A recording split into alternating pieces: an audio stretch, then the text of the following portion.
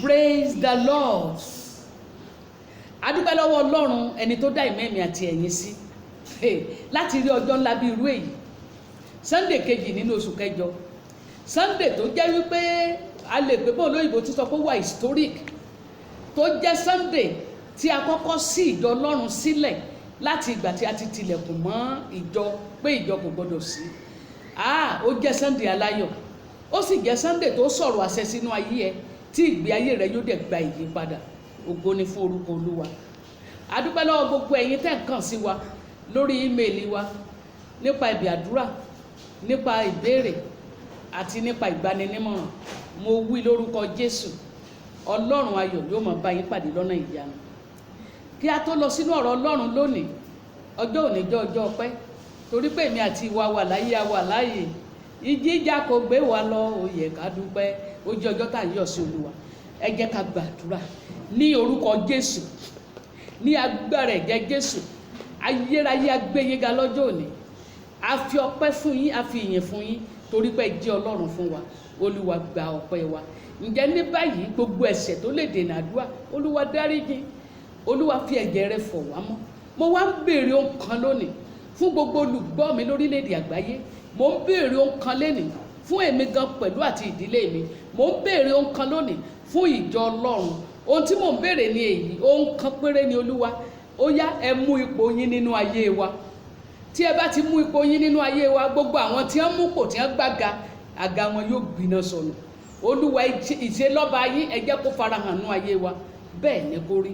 Ẹ ṣé Ọlọ́run wa, torí pé ń gbọ́ àdúrà ní orúkọ ńlá Jésù Kristi Olúwa wa. Àmín. Praise the Lord. Lẹ́ẹ̀kan sí, adúpẹ́ lọ́wọ́ Ọlọ́run. Àkórí ọ̀rọ̀ Ọlọ́run tí a fẹ́ gbọ́ lónìí ni sọ ọ̀rọ̀ náà. Sọ ọ̀rọ̀ náà. Mo ní àkórí ọ̀rọ̀ Ọlọ́run ni sọ ọ̀rọ̀ náà.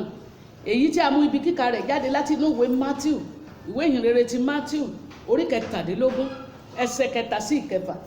Ẹ̀gà tí ó kà báyìí pé, sì wò ó, Mósè àti Èlíjà yọ sí wọn. Wọ́n ń bá a sọ̀rọ̀. Pétérù sì dáhùn. Ó sì wí fún Jésù pé, Olúwa, ó dára fún wa láti máa gbé níhìn-ín. Bí ìwọ bá fẹ́, àwa ó pa àgọ́ 3 síhìn, ọ̀kan fún ọ àti ọ̀kan fún Mósè àti ọ̀kan fún Èlíjà. Bí ó ti ń wí lọ́wọ́, wò ó, àwọ̀ sánmọ̀ dídán sígi bò wọ́n. Sì wò ó, ohùn kan láti inú àwọ̀ sánmọ̀ wá. Ó sì wí pé, èyí yìí ilé àyànfẹ́ ọmọ mi, ẹni tí inú mi dùn sí gidigidi, ẹ máa gbọ́ tirẹ̀. Olúwa kó bùkún ọ̀rọ̀ rẹ̀. Praise the Lord. Ẹ̀yin ènìyàn Ọlọ́run, ọ̀rọ̀ jẹ́ ohun èlò tó ní agbára.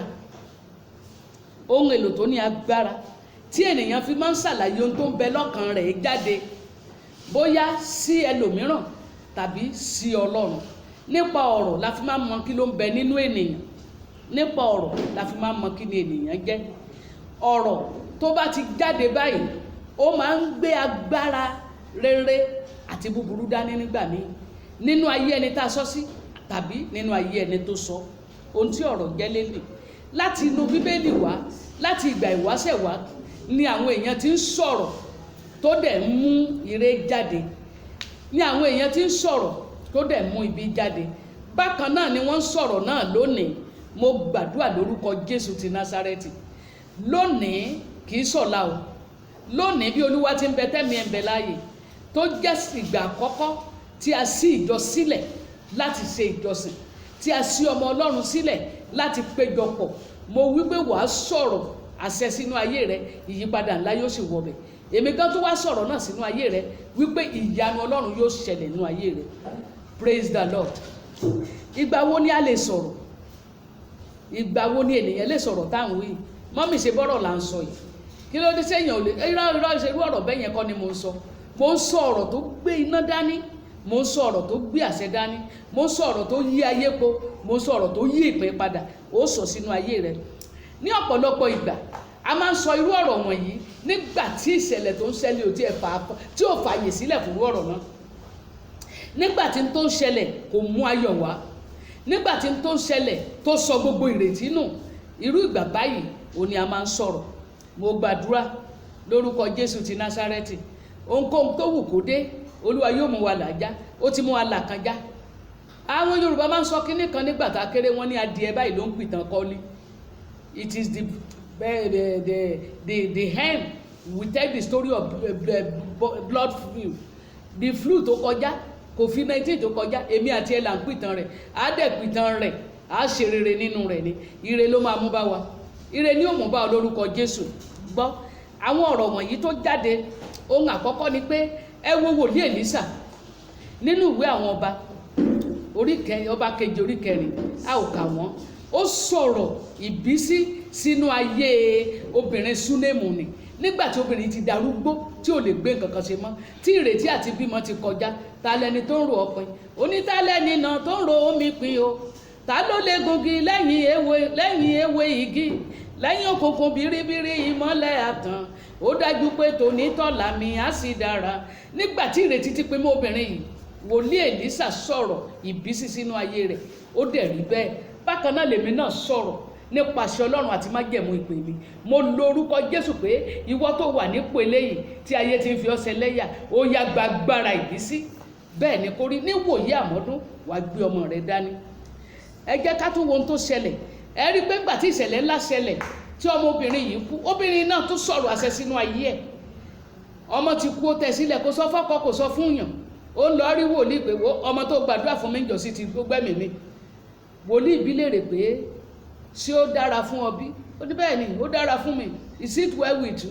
Yes, it is well. Mo sọ tẹ́lẹ̀ lórúkọ Jésù, ohunkóhun tó wù kó máa ṣẹlẹ̀ lórílẹ̀‐èdè àgbáyé àti orílẹ̀‐èdè wa, ó dára fún ọ lórúkọ Jésù. Kì í ṣe ìyẹn nìkan o. Ẹ jẹ́ ká wò ó, nígbà tí èèyàn mú ní Samaria tí àwọn èèyàn ń pa ọmọ ara wọn jẹ, ó lágbára ní ìgbà yẹn. Wòlíì Èlísà náà ni wòlíì Èlísà, ó náà tó sọ̀rọ̀ àṣẹ, ó sọ̀rọ̀ ọ̀pọ̀ sínú ìyàn tó ń lọ pé níwòyí ọ̀la, kì í ṣe tó máa pẹ́ títí, níwòyí ọ̀la ọ̀pọ̀ yóò wà ní Samaria. Ó dẹ̀ rí bẹ́ẹ̀. Ẹni tó ní òní rí bẹ́ẹ̀, ó rí ṣùgbọ́n ẹ̀mí rẹ̀ bá lọ.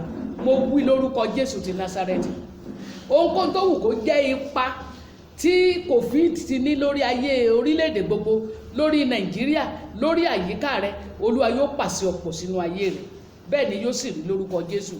Bákan náà ni nígbà tí ó di wípé ìjà àwọn ọmọ Ísírẹ́lì tí wọ́n ní ìpínyà ọkàn, bóyá Ọlọ́run ni kí wọ́n sìn, bóyá Báálì ni, ìyẹn ní ìjàkadì tó wáyé ní orí òkè Kámélì. A rí pé wòlíì Èlíjà sọ̀rọ̀, ó fún àwọn yẹn láyé lọ rúbọ yín. Òun náà wá sọ̀rọ̀ àṣẹ kan pé kí àwọn èèyàn wọ̀nyí lè mọ̀ pé ìwọ ni Ọlọ́run alààyè, jẹ́ kí iná kó sọ̀kalẹ̀ kó jó ẹbọ run. Ó fẹ́ má ìwí tán, iná tí ọ̀run sọ̀kalẹ̀, irú rẹ̀ ò ṣẹlẹ̀ rí, a ò dẹ̀ tún gbọ́ pé irú ẹ̀ ti ṣẹlẹ̀. Ọlọ́run yóò ṣe iṣẹ́ tí ohun mérìírí, ohun tí ò ṣẹlẹ̀ ní rere nínú ẹbí rẹ rí, Olúwa yóò ṣe inú ayé rẹ. Nítorí àkókò fún ọ nìyí láti sọ ọ̀rọ̀ náà, bẹ́ẹ̀ ni yóò sì rí fún ọ. Ẹ jẹ́ ká tó wo ohun tó ṣẹlẹ̀ ní àkókò tí Mósè náà, nígbà tí àwọn kan kóra wọn jọ, Kórà, Dátánì àtàbírámù, àwọn ọlọ̀tẹ̀ tí wọ́n ń pe ogun Ọlọ́run níjà, tí wọ́n ń pe ikọ̀ ìránṣẹ́ Ọlọ́run níjà. Ẹ wo ohun tó ṣẹlẹ̀. Mósè béèrè Olólùwà, táwọn wọ̀nyí bá kú bí gbogbo èèyàn ti kú, wọn ò ní mọ̀ pé wọ́n ló pè mí, wọn ò ní mọ̀ pé wọ́n ni Ọlọ́run. Kí ni tó ṣẹlẹ̀ sí? A rí wípé ó fẹ́ mọ́ ìparí ọ̀rọ̀ rẹ̀ nínú ìwé nọ́mbà 16. Ó fẹ́ mọ́ ìparí ọ̀rọ̀ tó ń sọ lọ́wọ́, ilẹ̀ ńlá ni ó gbé wọn mì. Gbọ́ ìwọ ìránṣẹ́ Ọlọ́run, ìyẹn ò ṣe láńsẹ̀sì fún ọ. Ẹni tó ṣe tí ò sí ọ kó wá bẹ̀rẹ̀ sí fi gégùn. Ṣùgbọ́n tí mò ń sọ ni pé ó lè sọ ọ̀rọ̀ náà, Olúwa yóò sì fìdí rẹ̀ múlẹ̀ fún ọ. Kì í tún ṣe ìyẹn nìkan. Ẹ jẹ́ àwọn ohun tó ṣẹlẹ̀ nígbà tí wòlíì Èlíjà kan náà tó ti sọ̀rọ̀ yìí. Ẹ rí pé ìyanu ṣẹlẹ̀. Ẹ jẹ́ àwọn obìnrin Kénáánì ni tá ń pè ní Sarifóníṣíà, obìnrin Kénáánì. Ẹ wo ohun tó ṣẹlẹ̀ sí ọmọ rẹ̀. Bíbélì ò sọ fún wa bóyá kan ni tàbí ní méjì, ṣùgbọ́n ọmọbìnrin rẹ̀ ó wà nínú àrùn. Ó tọ̀ Jésù wá, ìyẹn ò dá lóhùn lọ títí pé oúnjẹ ọmọ àìfi fájá. Ṣùgbọ́n obìnrin yìí sọ̀rọ̀ tó mú ìyanu rẹ̀ ṣẹlẹ̀. Ó ní bẹ́ẹ̀ ni, oúnjẹ tí ọmọ bá jẹ, èérún tó bá rún lórí tébìlì ọmọ, ajá lè fi jẹ pẹ̀lú. Jésù sọ wípé ìgbàgbọ́ ńlá ni tiẹ̀ yìí. Nípa báyìí ó gba ìyanu tí ọkàn rẹ̀ fẹ́. Lónìí mo sọ tẹ́lẹ̀ bí ikọ̀ àti ìrújú Ọlọ́run, ìyanu Ọlọ́run yóò ti ẹnu rẹ̀ jáde. Ọ̀rọ̀ rere, ọ̀rọ̀ tó dàpọ̀ mọ́ ìṣe rere, ọ̀rọ̀ tí ó yí ìpín rẹ̀ padà, Olúwa yóò jẹ́ kó jáde látẹnu rẹ̀. Ohun tí èmi sọ ní ibi ikọ̀ àti ìrúgbìn Ọlọ́run, Sunday òní máa jẹ́ ọdún àkọ́kà, ìgbà àkọ́kà, oṣù àkọ́kà, ọjọ́ àkọ́kà ohun rere nínú ayé rẹ ní orúkọ Jésù. Ẹ jẹ́ ká wá wo ohun tó ṣẹlẹ̀ ní orí òkè ìparadà. Ẹ rí ohun tó ṣẹlẹ̀ nínú ayé àwọn Jésù àtàwọn ọmọ ẹ̀yìn rẹ̀. Wọ́n lọ sí orí òkè, Jésù yí padà lójú wọn. Kí ni ìwé Matthew wí? Mo ti kà lẹ́ẹ̀kan. Ìwé Matthew 17:3-6 kí ló ti sọ? Mósè àti Èlíjà yọ sí wọn. Yes. Wọ́n bá a sọ̀rọ̀. Wọ́n bá a sọ̀rọ̀. Pétérù sì dáhùn. Ó sì wí fún Jésù pé, Olúwa, ó dára fún wa láti máa gbé ìyìn. Bí ìwọ bá fẹ́, àwa ó pa àgọ́ mẹ́ta sí ìyìn, ọ̀kan fún ọ, àti ọ̀kan fún Mósè, àti ọ̀kan fún Èlíjà. Bí ó ti ń wí lọ́wọ́, wò ó, àwọsánmọ̀ dídán sì jì bò wọ́n. Sì wò ó, ohùn kan láti inú àwọsánmọ̀ wá, tí ó wí pé, èyí yìí ni àyànfẹ́ ọmọ mi, ẹni tí inú mi dùn sí gidigidi, ẹ máa gbọ́ tirẹ̀. Nígbà tí àwọn ọmọ ẹ̀yìn rẹ̀ gbọ́, wọ́n dá ojú bolẹ̀, ẹ̀rù sì bà wọ́n gidi. Praise the Lord. Ó ṣeun olùkà mi, bó tiẹ̀ bá mi kà dé ẹsẹ̀ keje. Ní ẹsẹ̀ kẹfà yẹn, bí Peter ti ń sọ̀rọ̀, kí ló ṣẹlẹ̀? Ohun àwọsánmọ̀ sì gìbò wọn. Ohun tó wí yẹn wá sí ìmúṣẹ. Bẹ́ẹ̀ ni mo sọ tẹ́lẹ̀ fún ọ, má pè mọ́mí ṣe bí ìgbà Bíbélì nìyẹn. Ohun tí èmi ń sọ fún ọ lónìí ni wípé ohun tó bá ti sọ ní rere sínú ayé rẹ, bẹ́ẹ̀ ni yóò rí fún ọ, bẹ́ẹ̀ ni yóò rí fún ọmọ ẹ, bẹ́ẹ̀ ni yóò rí fún ìdílé rẹ, bẹ́ẹ̀ ni yóò rí fún aya àti ọkọ rẹ. Lóhun rere tó bá ti sọ jáde, àṣẹ Ọlọ́run yóò fìdí ẹ̀ múlẹ̀. Gbọ́, kí ni káwa náà wá ṣe irú àkókò bí èyí tí ọ̀rọ̀ coronavirus yìí tó ti mú kí gbogbo orílẹ̀-èdè àgbáyé kan wà ní ìdákẹ́jẹ́ àti ìdúró síbẹ̀, tí ò jẹ́ kí ìtẹ̀síwájú sí, tí ò jẹ́ kí ọrọ̀ ajé kó lọ déédéé. Àkókò táwa náà sọ̀rọ̀ nìyí. Ọjọ́ òní làwa náà sọ̀rọ̀. Àkókò tí wọn náà fi ọ̀rọ̀ Ọlọ́run tó fi gbé ayé rẹ̀ ró lélẹ́yìí. Àkókò tá a máa sọ̀rọ̀ nìyí. Tó bá rí bẹ́ẹ̀ tá a bá sọ̀rọ̀, kí ni tá a lè ṣe? Kí ni àmúyẹ fún ọ láti sọ̀rọ̀ yìí? Ohun ìkíní ni pé o ní láti ní ìgbàgbọ́ nínú Ọlọ́run nípasẹ̀ Jésù Kristi. O ní láti gbàgbọ́. Ṣé mo lè gbọ́n tí ìwé Mark wí? Mark orí 11:22-24 kí ló wí ní kíákíá? Jésù sì dáhùn. Yes. Ó sì wí fún wọn pé, Yes. ẹ ní ìgbàgbọ́ sí Ọlọ́run. Lóòótọ́ ni mo wí fún yín, ẹnikẹ́ni tí ó bá wí fún òkè yìí pé, ṣídìí kí o sì bọ́ sínú òkun, tí kò bá sì ṣe èméjì ní ọkàn rẹ̀, ṣùgbọ́n tí ó bá gbàgbọ́ pé ohun tí òun wí yóò ṣẹ, yóò rí bẹ́ẹ̀ fún un.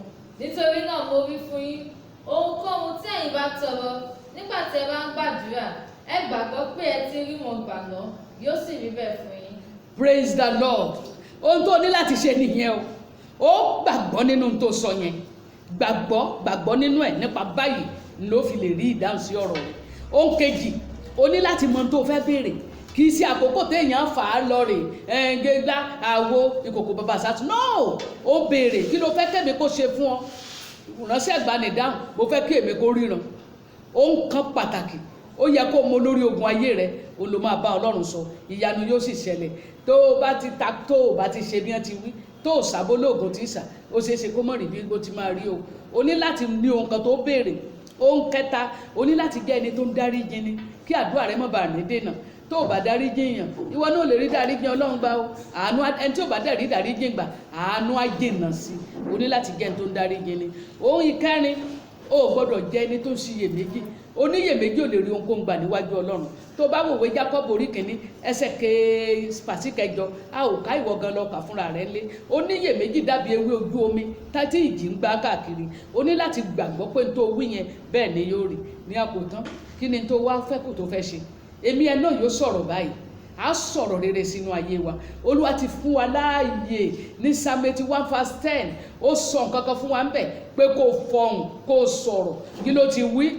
Èmi ni Olúwa Ọlọ́run rẹ, tí ó mú ọ láti ilẹ̀ Íjíbítì jáde wá. Ya ẹnu rẹ gbòòrò, èmi ó sì kún. Ó parí. Kí ló wá kù fún ọ? Wàá yẹ ẹnu rẹ gbòòrò, wàá sì sọ ọ̀rọ̀ náà. Bẹ́ẹ̀ ni yóò sì rí fún ọ ní orúkọ ńlá Jésù Kristi Olúwa wa. Kólúwa kó bùkún ọ̀rọ̀ rẹ̀. Mo dúró lórí Kristi àpáta ìpìlẹ̀ mìíràn yanrìn ni. Mo sọ pẹ̀lú májẹ̀mú ìpè mi, ire kó wọnú ayé ẹ lọ. Àkókò ọ̀dá rẹ parí. àkókò ẹkún rẹ parí.